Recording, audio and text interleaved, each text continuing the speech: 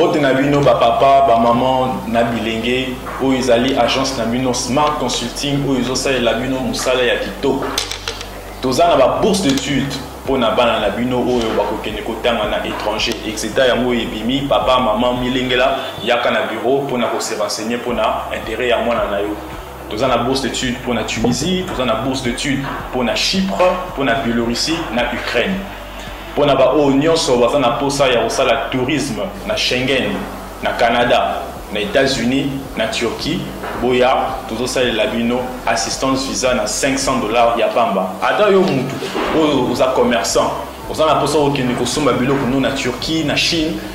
Vous en avez un tour à Dubaï, il y a un Smart Consulting, nous avons toute une équipe de professionnels qui seront là pour vous assister. Le numéro de Susanacé, Bobin Abisso, Panaba, Union Sobalingi, Kokuta Nabiso, Bayan Bureau, tous en a commune Lingwala, l'avenue Nyangwe, numéro 269, arrêt à Sanef, référence Kin Marché. Bienvenue à tous. Smart Consulting, avec $500, on peut voyager partout dans le monde. Merci. Nabilo nyonso sika bozwami, merci na confiance pour ça la biso. Bolimbisi moi muke na retard to bandi na ngo émission ya mokola lelo. Ezali indépendamment ya bonne volonté na biso to banzi ete bozali malamu na kati ya banda kona bino. Mardi 22 décembre 2020, République démocratique du Congo, mboka ya Mairie Patos Lumumba, mboka Joseph Kabila, mboka ya Joseph Mobutu, mboka Mzee Laurent Désiré Kabila, mboka Félix Tshisekedi, mboka Etienne Tshisekedi, mboka Yona Ngai, mboka ya Congolais nyonso siko zwami to banzi ete boza malamu esika bosali. Mokola lobby lundi 21 décembre nazoki mokano ya kotambola après 21h. Natala mosala nini eza kosala na butu, natala ndenge nini couvre peu ezali koleka na butu, mais kasi tambola ki kolongwa Gombe. Nautaki précisément na rond-point Mandela ti na kendaki na Ipene na zwaki 24 novembre na lekaki na Selembao ti na komaki na Ipene. Mais constat moko sur 24 novembre à partir ya rond-point Molar ti kokoma na Ipene côté kuno ndire couvre-feu za nango te etali nango batute ba bar eza ko sala musique eza ko beta batu baza kotambola bango na ndenge balingi na moni pété déploiement moko ya police na moni barrière moko te na moni jeep moko te la police eleka pour na kosala un peu contrôle na côté kuna to senga na bakonzi décision wana ezala kaka te na reste ya partie ya Kinshasa mais apena bakwa nyonso côté kuna pe sur 24 novembre ndeko bazomi côté kuna bo meka nous kotala ndenge ni bango pe batosala ndenge sengeli couvre-feu yango kanisi na Ipene. Nakutana na barrière moko à la police, c'est pratiquement à 21h30, nakutana na barrière à la police a osala musana na ndenge sengele, a osala musana malamu moi bande kope mususu basala ki wana, oyo basala ki bautaki musala, ce que ba expliquer na ba agent bastika ki bango batambola calme même passe na bango c'est ka transport ezala kité, basala ko longer nzela wana ya ko mata route matadi muta kenanda kuna nakutana na barrière mususu na entrée à Cité Verte liboso ya supermarché moko za wana kuna nakutaki au moins 5 à 6 personnes ba vandisaki bango na se peut-être bazalaki na ba documenté bina ngongana moya ko tuna mituna ebele zalaki te po biano pesa yako zela biso mingi te zayaka kande ko yosala constat na yo moni ko feza ko salama to za ko contrôler to za ko vérifier soko na voiture bazala ko mekodela ya mikanda na yo batala pe voiture na kati nango ezali ndenge nini au moins il faut na saluer musala o ba service nyonso ba tiami à l'œuvre pour na couvre-feu baza ko sala au moins na powana il faut ko saluer il faut ko sepela ko kumisela ko tango za ko sala malamu ba service ba baza ko sala musana bango na ndenge ya malamu tracasserie ezalité mutungisi ezalité baza kaka ko kipe nzela yango baza ko sala merci na ba konsidane mokano bazi to kolika ete mokano wana e ko sala mabongo pe ba service ba ko sala musana bango na ndenge esengeli ba gouverneur pe ba président de l'Assemblée provinciale nyonso ba bengami awa na Kinshasa na invitation ya mokonza mboka osana bango tobike mikolo mo ba vague moko comme na ba province na biso lelo oyo ba de choix lobi kuna we aya na justice lelo oyo ba de choix lobi kuna lo bakengaite mo ba province na biso za ko ningana est-ce que zali mu pepe ya union sacrée de côte na kati ya province na biso to meko kanisango ma muke falate mubeka après un long silence atomboli mungongo IDPS les peuples oyo valate mobeka kambaka pona ye crise institutionnelle na ba niveau nyonso ya mboka alors azo komona te congolais moko oyo akoki kofédérer bakongolais nyonso autour d'une table na kati ya lisolo moko mpona korésoudre baproblème oyo asengi na communauté internationale bakota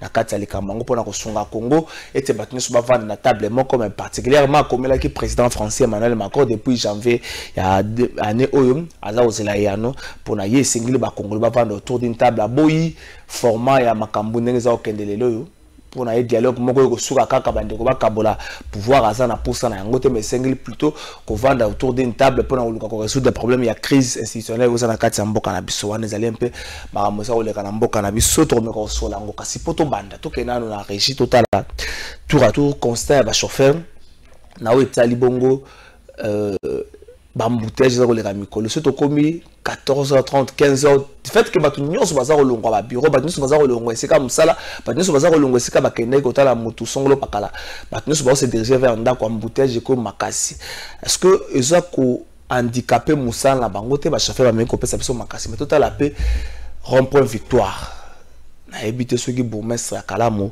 aleka kapé wana to akote la kana banzela si ba pour victoire avantage nango je m'excuse victoire avantage dans les questions banzela et belé tam so contre la kanzela sima pour niveau impraticabilité zali na nzela wana ezali na tronçon wana ezali na banzela oyo se fédéré vers rond-point victoire za mois passé on va victoire dans son ensemble konya so route mai eza ozali bosso ya commune au mona mai eza ozokende na sima ku au mona mai mais qu'est-ce qui s'est passé pourquoi l'état n'intervient pas pourquoi l'état au salaté donc ala mo penza commune na mo mais ça va problème na entrée à commune ce mboule beti makasi au mona mai etondu je me pose la question ba mboule beta na mo itope na tongo avant bourgmestre kota suka kandenge ne ba même na mu Congo te soka commune na po kota total na bele ba mi balala bongo to zonga na présenter bino invité na biso ya mokola lelo bongo to fungola masolo to kena riche. Nous sommes ici sur les avenues des Huileries et de l'hôpital dans la commune de la Gombe. Des embouteillages monstres sont observés sur ces artères déjà vers 14h de ce lundi. Une situation que le chauffeur des taxis et taxibus attribue au couvre-feu instauré par les autorités du pays. Il déplore cet état de choses. En tout cas, depuis le décret qui couvre-feu, souffrance n'est pas qui s'aime. Tous les bateaux, ceux qui causent la chauffeur, ils allaient causer le coup de moto, c'est la crime au Bézaline. Souffrance c'est un coup de wapi. Tous les moments difficiles. Oh, c'est le bisognon, tout le monde a se mettre la mesure barrière. Mais na moment où tout ça qu'on bunda pour la kusunga na bona transport par-ci par-là da banzela état de yanzeleza maya kukufa ils a mabé barolage c'est comme si la police et ça les makaka pour la chauffeur ils a pour la kusunga mboka te important c'est bango na moni yango te créer un bouteillage makasque parce que mutunyo stozo we la temps nous so we la temps gagner temps ils ont créé na banzela on les a bouteillage mais za makasi ils créé un bouteillage parce que mutuka nyonso ils ont mis 15 heures. Les usagers de ces routes invitent les gouvernants à repousser l'heure du début du couvre-feu pour leur permettre de bien travailler. Donc il faut faire un fort vestiaire coca. Mais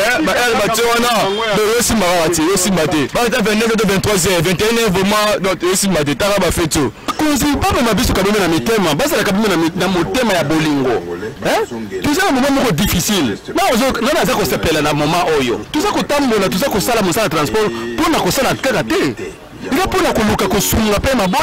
Signalons que cette mesure est d'application sur toute l'étendue de la République depuis le 18 décembre dernier pour lutter contre la propagation de la deuxième vague de la Covid-19. Il y a plus de 2 semaines, l'OVD avait débouché ses caniveaux, mais les déchets n'avaient pas été immédiatement évacués. 2 semaines après, les eaux des pluies avaient remis ces ordures dans les caniveaux, empêchant ainsi la canalisation d'eau. L'environnement était devenu non viable au point de susciter la colère des riverains. Mais sur instruction du gouverneur de la ville de Kinshasa, l'hôtel de ville a pris la charge de refaire le travail, c'est-à-dire redéboucher les caniveaux et évacuer immédiatement les déchets. OVD mutaza na charge à drainage ya ville. Mais sur instruction du gouverneur, le pôle a développé le drainage pendant au moins 2 semaines. Le gouverneur a pris ses instructions pour le long vite. Au moment où il y a un mois, effectivement, il y a un OVD mutaza qui mais biso raski de décider pour le long là. Les bourgmestres de la commune de Kalamu, Jean-Claude Kadima, qui était sur terrain, n'a pas manqué à dire. Il a salué cette initiative du gouverneur de la ville, Jean-Tini Ngobila. Jusque-là, ça évolue bien. Coup de chapeau à son excellence, monsieur le gouverneur, parce qu'il a pesé de tout son poids, de tout son pouvoir. Il a mis à la disposition de la commune de Kalamo les engins pour faire évacuer tous ces immondices. Normalement, il le fait à la place de l'OVD. C'est le travail de l'OVD. Actuellement, la place Victoire présente deux visages. Du côté Kalamou, l'évacuation des déchets s'effectue, mais du côté Kasavubu, c'est le statu quo. Tous les déchets sortis de caniveaux sont encore à l'air libre jusqu'à côté. Les eaux des pluies ont déjà réussi à en retourner d'autres dans les caniveaux. Merci d'être Freddy Kipimo Yazakuna na niveau ya régie. Tout ça pour terminer. Invité Nabiso il y a mardi à l'élo 22 décembre Mikolotika ya Kotanga couvre-feu changer makambo belé ba veiller ko sala nango mais il faut que tout ça ba mesure ba geste barrière nyonso wana na libanda ba to batonda te ko nixama makambo belé bato moko ya terrasse moko ba sekisinga lo batinenga photo malheureusement je vois que Patrick relaxa binango ba terrasse ba sali ba fiche ba commis désormais terrasse ko fungwa de 10h à 20h30. La méthode bon de 10h bato ba sala te lo ko moko te bato balaya mbala moko na terrasse wana zali makanisi bande ko bazu pour combattre pour contourner loko surtout que ba économie na bango ekufate évêque Pascal Mukuna président pays visionnaire ya éveil patriotique bonne évêque. Ça très bien. Vous êtes très bien. On a la cancer au loba, vous êtes très bien, mais pour vous saluer l'exercice belé au gangi, belé au lobby, belé au bongoli, chère tribune politique, mais il faut reconnaître que FCC Mokongo Koba, Baya raté aux humains Gogo Betango et Panzanate, depuis le lobby pour un ministre Zakaka. Depuis le lobby union sacrée depuis Mokozamboka Belelaki jusqu'à là informateur à Zoyate tout le monde dit makambo telemi mais le quoi la Moussa Lanza me reconnaître un peu force à FCC mais na mon lobby makambo mi balé le lobby FCC Mokongo Koba après le lobby union sacrée makambo za kumele za makambo balé keseni ngana ko bande na FCC Mokongo Koba Comment bouger kate FCC Panzani éviter ce qui offend na ville nini FCC zaka kawana ba tendance ne botami bango ba komi na eloko ezaka na parti mususu ke na kati ya libota moko bana ba yoko loba mais ba suga na tata moko depuis 18 ans monango c'est-à-dire que zeli pona ko telesa yo que ko sa tout mais ko sa tenter parce que tant zaminde muto seliango et loko ne loko nyonso ezaka ngonga soki ngonga ebeti ngonga esili to non sakango bien avant moto azali kokroire na biso azalaki te ngai oyo awa na Congo nalobaki FCC kopanzana FCC kokufa so moni voit déjà ka kozolo bwana ezali déjà basigne ya fin. Il y a bateau. Il y a près de 18 ans, votre fin est arrivée. Les lotos zolobao, moutolobe la kaf de la zakasote. Même FCC, moutokolobe la kamwa kuzalakate. Tellement de 5 parties nous sommes composés FCC va faire perdre au moment pour ani. Pesanga maloba. Peut perdre les qu'imperté. Peut perdre les gars qui à bas côté. Parfois, toi, tu es trop jeune. Mais na quoi c'est yo que c'est qui n'a pas parti politique n'a tant songolo. Ou tu peux comparer na PPRD. Bah PPRD ce sont des mouvements mélangés avec des étrangers. Bah je bah congolais pour na komakier. Mais ils ont un mouvement ils ont qui pire congolais. Et bunga. Na quoi c'est yo que Simba Yango. Fin. FCC. Essayez. Ça, c'est un commencement. Commencement, il y a fin. Mais fin, comme on a esili po fin naza ko bise yo ko et vous allez se kokima bon fin pourquoi vous liez toujours fin na kokima fin aussi là et kufi bon ba partir sur le ban et kufa bako to mona mutu akima te ba va na bango oui ba fandi compte tenu ya le linga va se comporter devant le peuple. Mais FCC se comporter devant le peuple comme des criminels. Non, mais c'est trop chargé comme des criminels, c'est trop chargé. Oh, ne sont le bois, je m'en cime. Comme des criminels. Criminels, oh, bazaba criminel. Il y a Kubomaka Batu. Bazaba criminel économique. C'est-à-dire que Bango Bayaki na Congo démocratique pour pas se bokunzi à diriger Batouté. Bayaki na Congo démocratique bazo bokunzi bazo mbongo. Bokunzi na bango permettre pour pas se diamant bazo or bazo bakoltan. Basali ba report tina zamba. Mais c'est dans le cadre de développement. Robot aéroport dans le cadre de développement. Aéroport Nzela, c'est-à-dire que Nzela le col Nzela à Mabeloi. Nzela n'était aviez au kita. Et Zuka kaminere et Kei. Même village one, Bachaka Mwindete. Village one, Babong Sakansen Nangote. Bango, ce qui a intéressé nos amis, et ce qui richesse à Congo. Les bakozo moi et l'autre pesi moi na Congo bango c'est pas milliard le mingi raïs bazo yebate le raïs azo sala na mboka et que maintenant trésor Dieu nous a fait grâce ya kufungula misiko sur le makamunyoso c'est leur fait naza comme ce que bakomeka façon nyonso ko se maintenir. Ça ne viendra pas. Mais pourquoi? Baza en face, il y a Dieu Tout-Puissant. Baza en face, il y a très haut, les créateurs. Oh, il y a Moïse. J'ai vu la souffrance de mon peuple. J'ai entendu les cris. Mais pour nous confirmer que Baza en face, il y a Tout-Puissant, il y a Dieu le Tout-Puissant, il faut ma preuve parce que nous avons tout le monde en gros, pour yo lobby que non, Baza en face, il y a très haut. Hein? Baza en face, il y a très haut. C'est plus que manœuvre tout bazo sur les sikoy. Ils ont simbaté. Ce qu'on a na vie, au commun concerne ma caméra, ils ont simbaté. Zongo mkesima. Tout nan zambe na yo, na zo direction ni.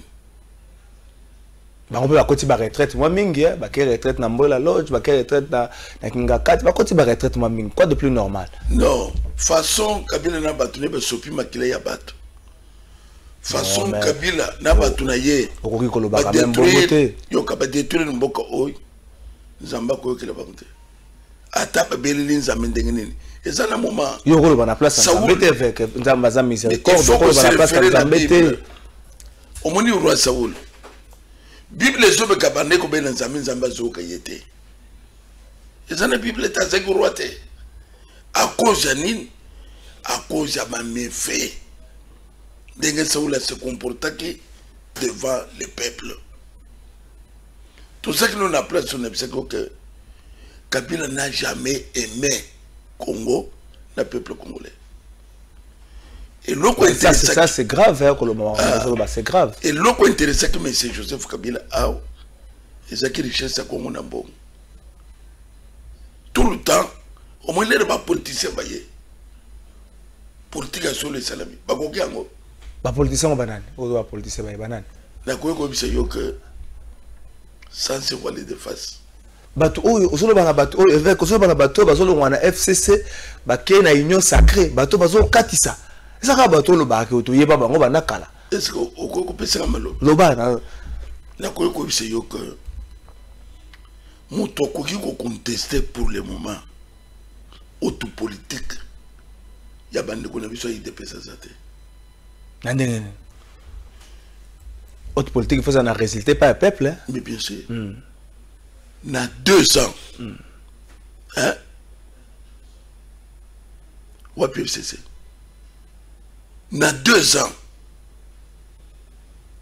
parlement est en niveau na 2 ans wapi justice. Oui, pourquoi ces gens qui se comportent le collègue politicien le collègue commerçant mais puis politique c'est pour cela que même les éminents professeurs va perdre le même sens. Il y a droit tout le temps devant ma balance, il y a diamant.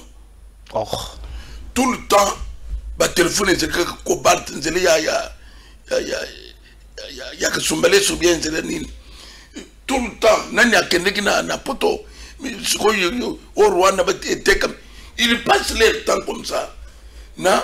Comment que ça va combine, na SNL, facture one yaki, 78 millions, tout comme l'indéganin.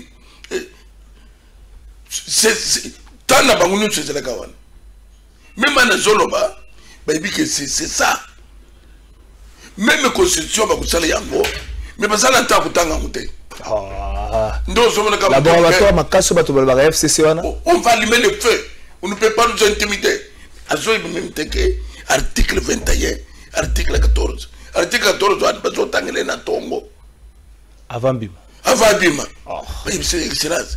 On les cambo le lobby, article 13, article 13. Donc, il y a bien voté, on va se la gaga, n'a pas du peuple, et s'il pas, à bosser même que tout ça, les articles. L'air n'a pas lobby que, n'a fondé Kabila. C'était un faux. C'était un faux. Et ça l'a pas si, non, n'a pas rappelé, puisqu'ils sont là, Kabila vous allez juger. Si on a tout n'a pas aussi, je suis un fou. Donc, et ça peut échapper à mon tour. Yo kan papa. Donc, pour la bango, Kabila était devenu Dieu. Tellement que besoin il va trop. Akanganen joie, mais yanga chelanga kuna. Alors, tellement que besoin que na moi, angina joana, ya mbalaki bango. Ce qu'on veut Kabila le big. Attention, on va lui mettre du feu. On va lui mettre du feu et c'est lui pour n'imiter au lingo botre biso chap chap. Ça dit que au lingo botre biso moi chap chap tout ça golia. C'était ça, mais chap chap c'est gay. Bakukam. Ce pays est kufongola ba bureau. Tu quand même que na Hollande. Fait Pascal Mukuna. Oyo mona ngona ba ndoto tel kamunem. Trésor le nazolo makambo komaka. Le prophète a parlé. Bah image ezali image ezotikala. Zo même ba image on a lobaki. To sangisela yango mupiku moko to tselio to ko rappeler avec ko ba kambo lobaki. Zo ba image nyonso yakala. Ce qui est comme ni salamité. Na sa ko no soboy. Même ba loi aux élèves ko protéger Kabila et Kolongwa. La loi sur les anciens chefs d'État, les anciens chefs de corps. Ce qu'on au moins le ko komi ko bang siko les ramoni Parlement est basculé. Les Ramonis coalition Koufi. Le métro agité. Mais coalition Koufi on a l'isolo mais la misa les anou ka yangwana. Na ça comme c'est yoko. La misa les anou ka yangwana. L'homme a tchétu mutu na messe. Asa en contact na mutu mon côté. Même au le resoka ke ba bengene bo chap et déclaration ça y est. Il est angolais. Funda na miso abatu na bango FCC apa mate. Batu muto asali déclaration na zali AG matembo na parti na ye anadek. Ye na kati ya zati. Ce comme on trouble ye. Ce comme une déclaration ye el chapeau. Ça dit bato ne pas conseiller la montée. Kolomana professeur Nemi. Professeur Bouchab ke bolongwe ndeng. Ba munde ba chef na ba. Ce comme on ba lobby el chapeau. C'est comme ça qu'il travaille. Il n'est pas content de. Pas promettre que nous aura lié. En bon de sera là. Coalition Koufate, nous allons tout faire. Les Ramon, oui, Kouf. Oui, Kouf. Oui, Kouf. Amoni le collant de Bolongo le bâton. Hey! Nous sommes, il est agité. Même placé à Fandi, minute à l'Andangami. Oui, même ça qui est bon. Na minute yo azolo bakati mutoyo soki na yokela kaye ne parfois makamso na mona kité ozaote na kala les razu pouvoir abandeki kotambola na Mercedes moko boyakala na garde corps na ye esili akoya à côté alimentation batu baye bazo beta maboko na alimentation balobi chef yaka non azolanda mulongo c'est un bon exemple. Voilà azol tala bat oh. Papa ce cas continue à là wana si vous selon yo avec Pascal Mukuna Joseph Kabila na gestion na ye atengami tangu nini est-ce que tangu tout ça li 1 plus 4 bande ko belé ba poussani ba tumsusu bazala kité il faut que le basembo bande ko lambert moi tangu Joseph Kabila zaki pouvoir bazala kité tangu bande ko na ba poussani mingi na 20 plus 4 tangu na makanisi no Joseph Kabila gestion na mboka etengami ou encore tangu yemo ko lingami komisa le maître du Congo de tangu gestion etengami non Kabila tengami kaka na kokota Kabila dit qu'on le que awazaki droit aye ko tenga maute Kabila tenga ma. Mais yo mo tu ko exemple moi mala mazo kota na alimentation. Na zone na l'air par exemple Félix a eu pouvoir. OK. Si mon toko le que non 18 ans c'est trop je prends congé. C'est comme ça que batunyo se va mo la ki makambo. Mais l'air était que ya mutuna mutu kana yena nini et ya cortège ko le ka ya président. Alors tout le monde va lui pharaon. Pharaon lui mais pourquoi tout ce qui va en Israël va qu'il tolanda bango c'est ce qui s'est passé donc il y a que ça la réunion que non au cause de opposition on était ça la gana pas cortège aux hommes au cause en 2023 à cause oh tout à l'heure à cause wapi donc et tu as mis à combien qui dit ça il y a combien à cause on a quoi to annuler maboko to betaki to annuler maloba nyonso to bi OK et bonga yango ya kofanda biso sima na maboko yo yaka donc bino bokanga bonga kofanda pas tout basali Kabila pression c'est le peuple congolais c'est pas les politiciens c'est pas les politiciens naza politicien ba politicien bazana même ba tout basali Kabila pression c'est le peuple et ça na diaspora et ça là Kabila ezali pression ya peuple congolais. Même place à Fandi, Nebisaki, Kolanda va politicien. Vous continuez à vous dire le dis-le. Raïs, yonde. Okokam va bandi béton fachi. Yo sotal. Na mulito le rap sofan. Soka la déclaration, ya ba mso sekina ba. Béton. Azotra nguna misu. Na no monnaie le côté. Ne sais que qu'on humiliation dans le Congo démocratique. Donc, est-ce que dans Dengo sur le Bela, on a tout le rôle prophète, le prophète. Est-ce que Makambunyo Soane et Koki Kozwa issu moko est resté Makambu Ekiti et Vandikime FCC Tikali li Boke Moko Basali Moussa na Bango mais Batamboli na intérêt à Moka. Trésor, tout cela que nous avons plateau, n'est pas que ba prophète, ba pasteur. Oh, ben c'est le qui koloba pour être na Kabila. Il y a ceux qui écran prophétique. Ngai ne yebisa ki awa. O ko bi mseme mlini. Ne yebisa ki ko babi malisos. Yo tuni ngai. Bongo makamba c'est le ko ba Kabila ko zona lobi ke et c'est le ki ba professeur lukuta. Ngai na za ko bisa yo. Tawana yebi koloba ka. Donc et ça pour la tel c'est yo ko. Et c'est ça côté le bokete. À côté du bouquet pas.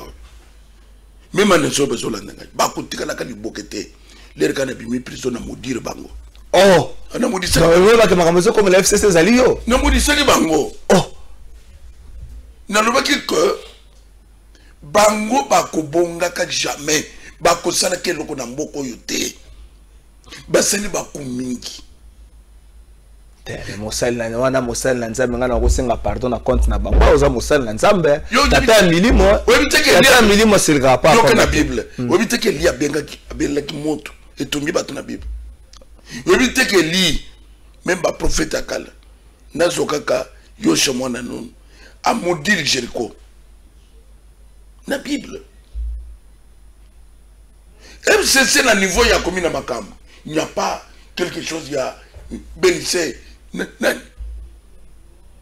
bango ezeli ya quelque soit maudit na niveau bango ba baby simbo qui sont aussi Kabila tikala ndenge nzamba yebisaki kaye qui sera Iran ça est là vagabond Kabila sera vagabond ça est là non wana ndé kotane bongo bongo ça parce que adresse à Kinga Kati ça libo avec Pascal Mo yo kanel so do c'est Kinga Kati na ko biso boy oui oyebeka adresse à ko il était trésor moi je m'étonne. Les nous ont comparé Kabila na Mobutu qui était fort. Kabila c'est le politique, Mobutu c'est le politique.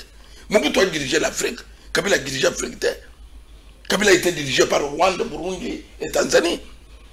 Mais Mobutu a dirigé l'Afrique, Mobutu a dirigé le président. N'a pas pu Afrique. Mais cet homme-là est tombé. Mobutu a dirigé le tout-puissant. Kawele c'est là qui est le côté. On me dit que Katinga n'a pas même l'État. N'a côté kala représentant ya misé. Oh. Donc on a une sacrée musée déjà poste. Ngaya en tout cas n'a cause les représentants. Mon toi ça s'occuper na misé ya Kinga Kati.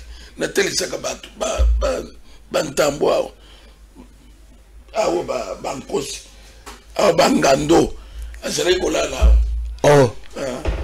Tout le temps c'est là qui n'a pas yoto. Oh. Il n'a pas eu tout. Kinga Kati, mon toit détruire yangote. Et très les musées. Il y a Bana, baso visiter. À Botol Bisozo, à quel côté vous connaissez? Donc, déjà, mon toit, attends, baso foot à la banque, yo te moti à la. Ah, n'a cause la quoi pour une histoire. Ok. Il y a Bobeta, il y a El Chapo. Denga, il y a qui n'a pas de biso, dans 97, n'a pas de biso, biso, n'a denga, il y a 80 km. Moto PC était mon voisin.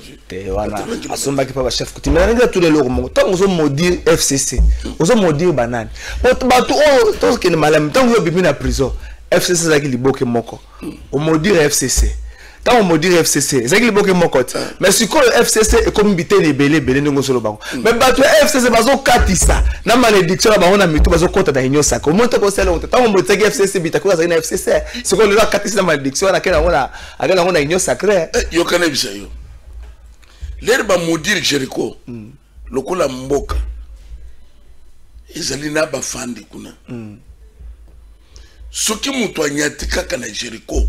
Puisque il y a les Betel, les Ragnatika qui ont Jericho, malédiction kangié.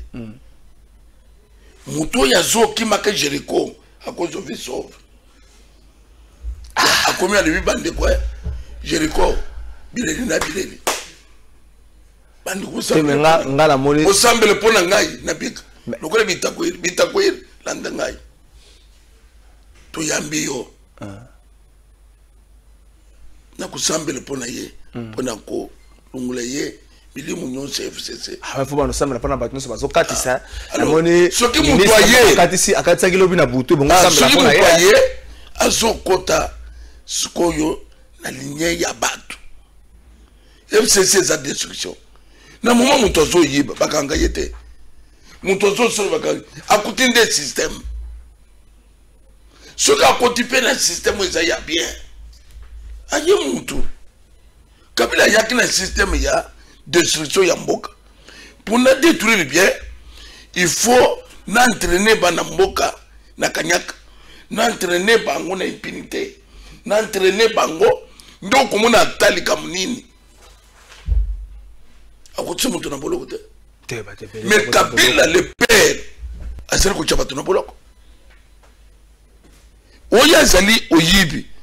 Mo moso opesiye. Isili.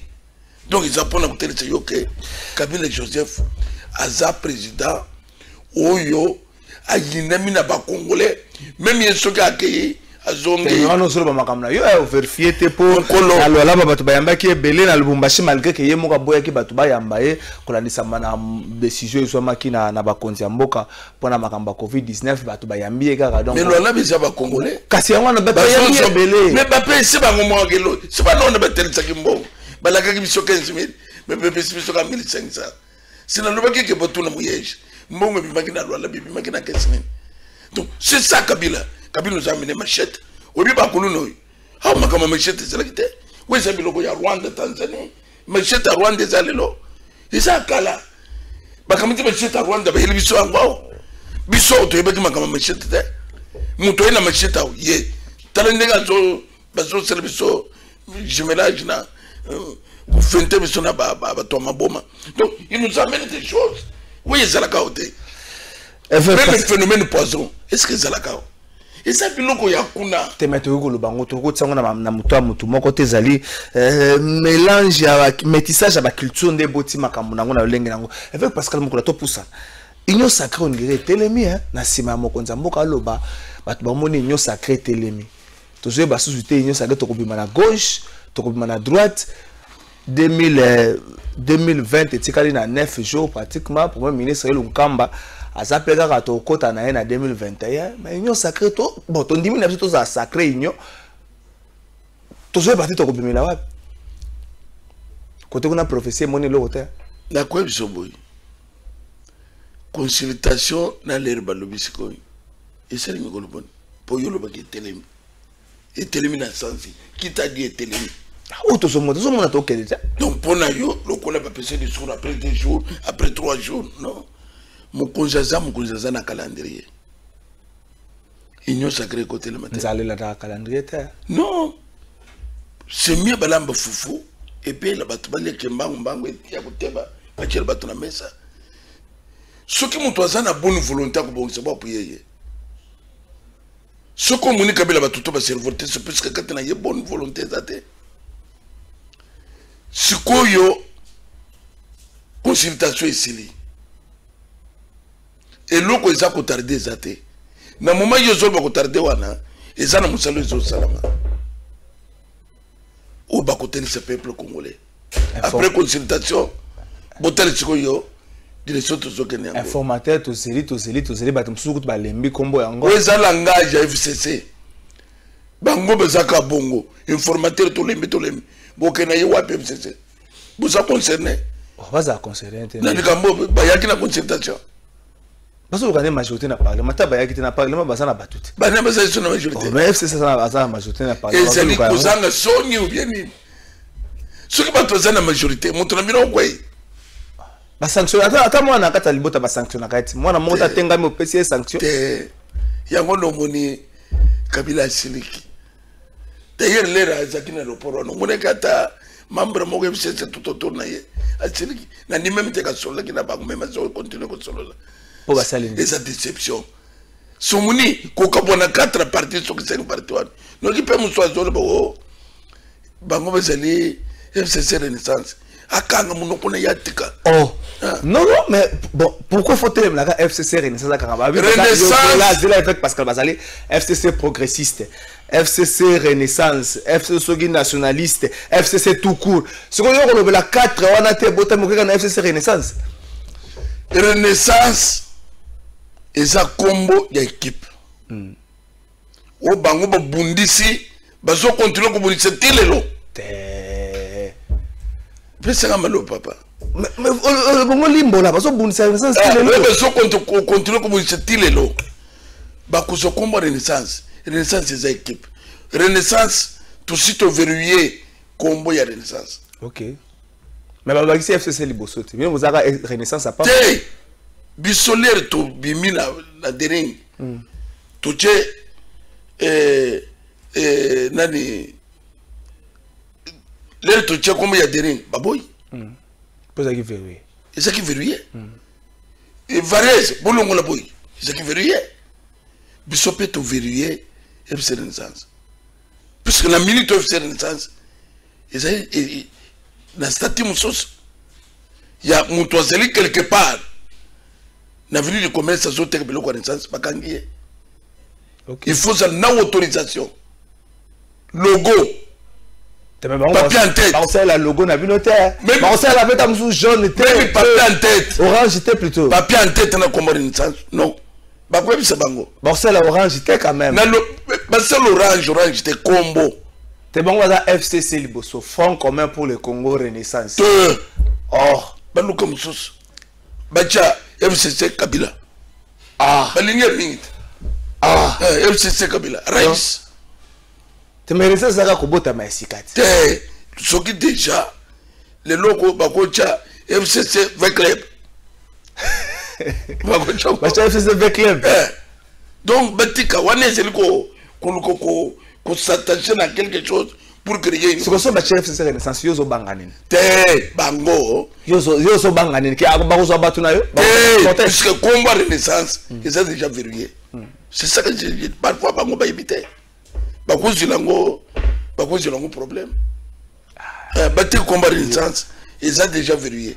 Na yo na mono comme na problème mingi na bango mokonza mboka bengisi ba gouverneur nyonso ya mboka na ba président ba assemblée provinciale na Kinshasa mo pepe mo zo beta na ba assemblée provinciale malgré na Kinshasa et comme na nuté zo beta na ba gouvernement provincial na ba assemblée provinciale eza mingi soki ba vandi na yebite soki za molimo union sacré topé ba député ba so ba ke baza ko liambo muke wana nga na yebite so bo vandi ga ote gouverneur fois quoi ya président assemblée provinciale fois quoi malheureusement na Kinshasa ou heureusement na Kinshasa le roi communauté.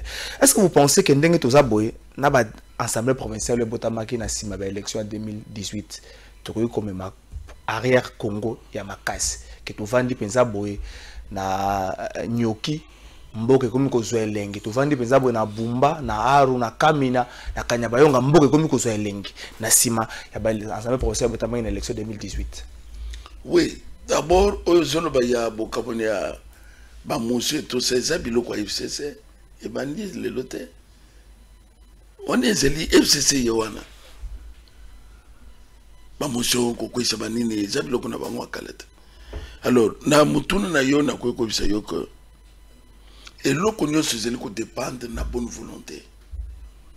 Ne c'est quoi que vous c'est la province mais vous équipez yangote.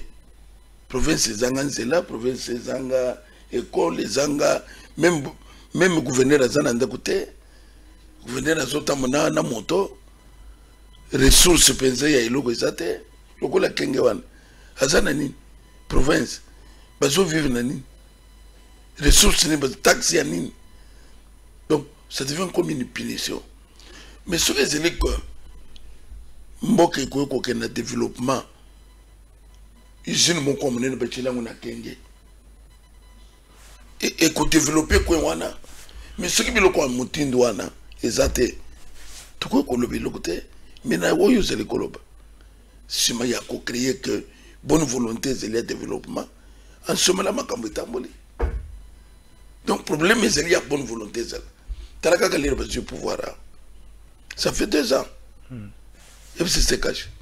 Investisseur ni na ye. Donc baya pakal, baya boy. Ba ngoma mensan investisseur aye. Na ina sala boy. Pesanga 1 million avant bande. Oh, mais mon toyer pour nous sont bino, pas trop de misale tout ça. Vous opposez condition il y a 3 millions. Ce que ils au bandité, on tombe pas sur un mais ce que c'est que mon PPA ce qui est, beaucoup de bonga trésor. Avec Pascal Mukuna, comme pratiquement la souko, yoga qui mon amboka Valentin Moubake, président de IDPS les peuples, à la crise institutionnelle les alliés, et c'est qui IDPS les peuples. IDPS les peuples, Valentin Moubake, la crise institutionnelle les alliés, bato sengi ba vanda na sika moko, mais azomona congolais to yiko vanda sa bato na sika moko sengi le sungi en communauté internationale. Bato beli bazo quand ça crise les alliés, bato sengi ba vanda, yozo partager quand liswana. Trésor tout le monde a quand même vérité. Crise exacte. Crise politique ezali awote. Esa crise ni. Pour mabunda ki ça devient crise. Bon l'air kabunda kendeki. Esa ki crise bien zagini. Pour mabunda ki crise. L'air kabunda kendeki wana crise te. Ah. Crise zanini ou bien pour coalition c'est que chez Koufi. Ça devient crise. FCC cache c'est la volonté du peuple. Mon toiselle qui se trompe qu'il y a crise, il n'y a pas de crise. Bissoto qui na dialogue. Ceux qui sont français, pas le dialogue, parce que ce n'est pas na bango. Les français, pas zangi makam. Parce que il y a bango et pas na bango. Ah ouais, crise c'est ça. Ah tout ça qui na consultation ici. Pour il y a consultation, bah rendre en pas battre. Bato basi que consultation wali sio kufi waye kufi to bete mabo to zoze le sikoyo gouvernement esikeya quelle crise Évêque Il n'y a pas de crise. Évêque Pascal Moukouna, tu as na Soko. Et puis que le 22 décembre, tu sais qu'il y a 3 jours pour comme le 25, donc 2 jours pour comme le 25, pour le jour sur le 25.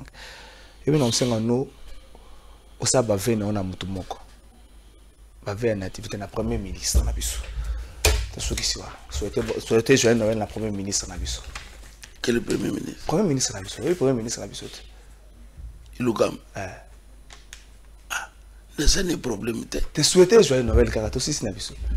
Oh, joyeux Noël kaka. Pour connaître ya ko commenter ka ça comité na Noël. Souhaiter ka joyeux Noël. To sisi na biso. Souhaiter joyeux Noël na premier ministre. Na souhaiter mais na ça ko ebiseye bayo. To comité on veut la luka yo exceptionnellement le 1er janvier. Le 1er janvier comme un vendredi. La luka exceptionnellement le 1er janvier on a mis sur ya bato bande ko bayo kitokota la soki avec Pascal Moukouna fandi wana c'est premier ministre accueilli déjà. Même papa il luka en place Zali. Et puis que makamone sur le besaya. Batungi se mingi. Asa papa Mukolo à cause de la peine makambatation. Oh.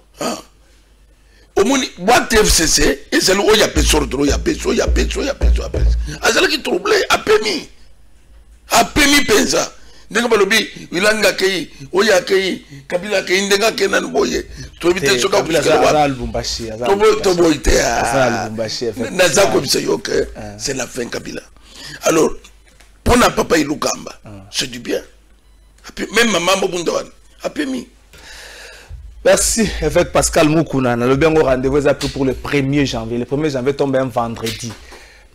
Pascal spécialement là tout est-ce qu'il adresse à premier ministre changé à l'ongé primature à zongeli ba homme na à zongeli plutôt camp des enseignants na inikin to ndengeni to luka to tout mais spécialement à souhaiter ba joyeux Noël na évêque na premier ministre na ça préciser le premier ministre à l'objet APMI. Merci Nabino, on a confiance pour Salibiso. Merci avec Pascal Moukouna. Makamba l'objet à Bokangi. Aïbo Koma. Toko vérifier. Ami bengi prophète. Toko vérifier. Pour le grand prophétique, Père Alaki, il y a marre l'objet qui est faux. Toko vérifier. Ne toko tani mokola lobby. Mokolo malamu na banda konabino. Mbote Nabino, papa, maman, Nabilenge, où ils allaient agence Nabino Smart Consulting, où ils ont ça Nabino Moussala Yakito. Tozana ba bourse d'études. Pour na bana na bino oyo bakokende kotanga na étranger etc. yango ebimi papa maman milengela yaka na bureau pour na se renseigner pour na intérêt ya mwana na yo. Toza na bourse d'études pour na Tunisie, toza na bourse d'études pour na Chypre, pour na Biélorussie, na Ukraine. Pour na ba o nyonso baza na posa ya kosala tourisme na Schengen, na Canada, na États-Unis, na Turquie, boya tozo sala la bino assistance visa na $500 ya pamba. Ata yo mutu aux commerçants, aux en apposant au Kenya kosomba biloko nous na Turquie, na Chine, aux en apposant au Betama tour na Dubaï, yaka na Smart Consulting, to sala musala ya kitoko, nous avons toute une équipe de professionnels qui seront là pour vous assister. Ba numéro na biso za na C, bobenga biso. Pana ba o union so ba lingi kokuta na biso, ba ya na bureau, toza na commune ya Lingwala, na avenue Nyangwe numéro 269, arrêt à Sanef, référence Kinmarché. Bienvenue à tous. Smart Consulting, avec $500, on peut voyager partout.